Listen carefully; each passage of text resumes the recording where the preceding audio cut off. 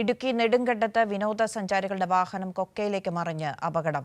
ദില്ലി സ്വദേശികളാണ് അപകടത്തിൽപ്പെട്ടത്. വാഹനത്തിലുണ്ടായിരുന്ന 3 പേർക്ക് പരിക്കേറ്റു. പരിക്കേറ്റവരെ നെടുങ്കണ്ടത്തെ സ്വകാര്യ ആശുപത്രിയിൽ പ്രവേശിപ്പിച്ചു. ജോസൽ സെബാസ്റ്റ്യൻ വിവരങ്ങൾ നൽകാനുണ്ട്. ജോസൽ, എവിടെയാണ് ഈ അപകടമുണ്ടായത്? എന്താണ് സംഭവിച്ചത്? അപകടത്തിന്റെ വ്യാപ്തി എത്രത്തോളമാണ്?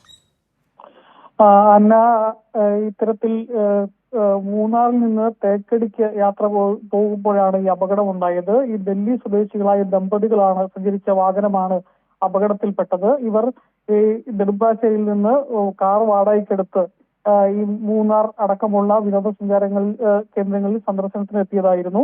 മൂന്നാർ സന്ദർശനത്തിന് ശേഷം ഇവർ ഈ കാറിൽ യാത്ര ചെയ്യുമ്പോഴാണ് കുമളി റൂട്ടിൽ യാത്ര ചെയ്യുമ്പോഴാണ് നെടുങ്കണ്ടത്ത് സമീപത്ത് വെച്ച് ഇത്തരത്തിൽ വളവും തിരിവുമുള്ള കുത്തിറക്കമുള്ള സ്ഥലമാണ്. ആ കുത്തിറക്കത്തിൽപ്പെട്ട ഈ അപകടത്തിൽ ഈ കാറ് പെട്ടിരിക്കുന്നത്. ഏകദേശം 100 അടിയോളം താഴ്ചയുള്ള കൊക്കയിലേക്കാണ് ഈ കാറ് മറിഞ്ഞത്.